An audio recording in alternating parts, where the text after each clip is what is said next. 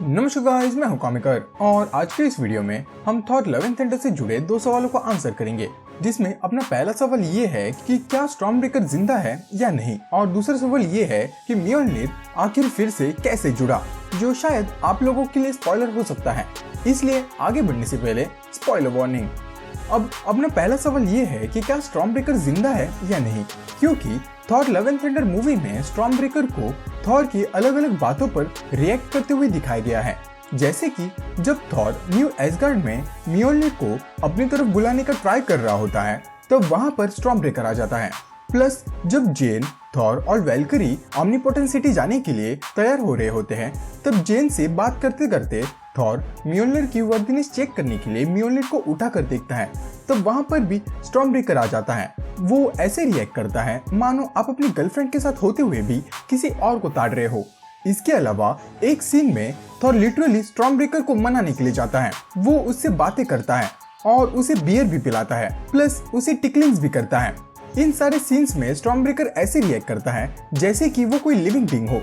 वो थॉर की बातों और उसके एक्शंस पर अपनी फीलिंग्स दिखाता है, not by any expression but by it's action. हमें मूवी देखते वक्त क्लियरली समझ आ जाता है कि स्टॉर्मब्रेकर के पास इमोशंस है और उसे उससे फर्क भी पड़ता है। अब इसकी क्या वजह है या ये सिर्फ स्टॉर्मब्रेकर में ही क्यों हो रहा है, उसका कोई ऑफिशियल आंसर तो नहीं है, लेकिन मेरे पास ऐसे 1 से 2 थ्योरीज है जिससे हमें इसका पॉसिबल एक्सप्लेनेशन मिले। अपनी पहली थ्योरी ये है कि स्टॉर्मब्रेकर ग्रूट की वजह से इमोशंस फील कर पा रहा है। हम सब जानते हैं कि एवेंजर्स इन्फिनिटी वॉर में जब स्टॉर्मब्रेकर बन रहा था, तब उसका हैंडल बनाने के लिए कोई चीज अवेलेबल ना होने की वजह से ग्रूट अपने ही हाथ को काटकर उसका हैंडल बनाता है। ग्रूट जो एक लिविंग ट्री है, उसने अपना हाथ दिया था, मतलब जिस चीज से स्टॉर्मब्रेकर का हैंडल बना है वो एक्चुअली एक लिविंग बीइंग का हाथ है।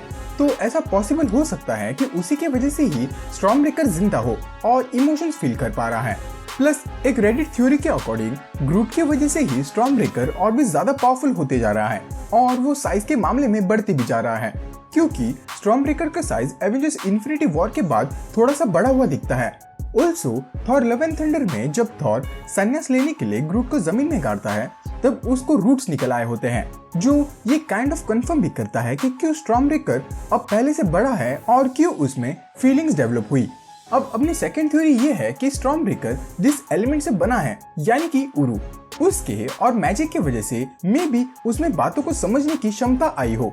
क्योंकि अगर आपको याद हो तो कहीं ना कहीं म्योल्निर में भी एक काइंड ऑफ सेंसेशन है। उसमें भले ही फीलिंग्स ना हो, लेकिन वो भी किसी लिविंग बीइंग की तरह या कहो प्रोग्राम की तरह उसके यूजर की बातों को सुनता है और उसे मानता है।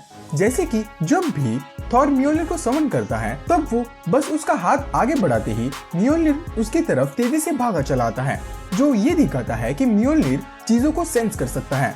ऊपर से जब ओडिन ने थॉर को सबक सिखाने के लिए म्योल्निर को एन्चांट किया था, तब ओडिन ने म्योल्निर को नजदीक लाकर उसमें अपना मंत्र फूका था, जिसके बाद ओडिन का वो एन्चांटमेंट मैजिक के फॉर्म में उसमें स्टोर हो जाता है। एंड ये म्योल्निर के शब्दों को सुनने और समझने के बाद क्यों मैटर करती है, वो मैं सेकंड क्वेश्चन में समझाता हूँ। लेकिन ये पॉसिबल है कि म्योल्निर भी मैजिक की वजह से चीजों को सुनता है और समझता है, बस वो उस पे स्टॉर्मब्रेकर की तरह फील और रिएक्ट नहीं करता। अब इन दोनों ही वेपन्स में चीजों को समझने की ताकत कहाँ से आती है, वो तो आप समझ ही गए होंगे, लेकिन इन दोनों में डिफरेंस ये आता है कि स्टॉर्मब्रेकर में एक लिविंग बीइंग का पार्ट जुड़ा होने की वजह से वो चीजों को फील कर सकता है और उस पे खुद ही अपनी मर्जी से रिएक्ट भी कर सकता है।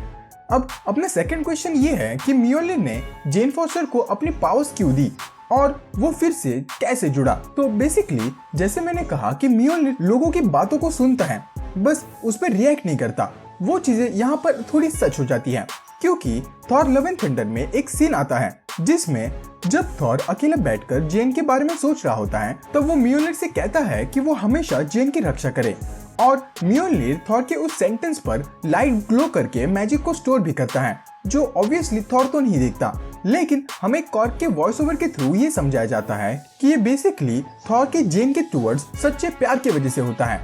थॉर का प्यार इतना सच्चा होता है कि वो ऑटोमेटिकली मैजिक बन जाता है और ओडिन के एन्चांटमेंट की तरह म्योल्निर में स्टोर हो जाता है। बेसिकली वो एन्चांटमेंट ही बन जाता है, जिसकी वजह से जब जेन फॉस्टर मर रही होती है और म्योल्निर के पास मदद मांगने जाती है, तब म्योल्निर उसकी मदद करने के लिए फिर से रिफॉर्म हो जाता है और उसकी उन कैंसर सेल्स से टेम्पररी बेसिस पर रक्षा करता है, सिर्फ तब तक जब तक वो माइटी थॉर बनी रहती है। अब इन थ्योरीज के बारे में आपको क्या लगता है, मुझे कमेंट में जरूर बता देना। ऑल्सो अगर आपने थॉर लव एंड थंडर देखी है और उससे रिलेटेड कोई क्वेश्चन है जो आपको सताए जा रहा है तो मुझे कमेंट में जरूर पूछना, मैं उसे भी कवर करने की कोशिश करूंगा। अब अगर आपको ये वीडियो जरा भी पसंद आई हो या इस वीडियो से कुछ भी नया जानने को मिला हो तो इस वीडियो को लाइक और चैनल को सब्सक्राइब कर देना। तो बस आज के लिए इतना ही, मिलते हैं अगली वीडियो में।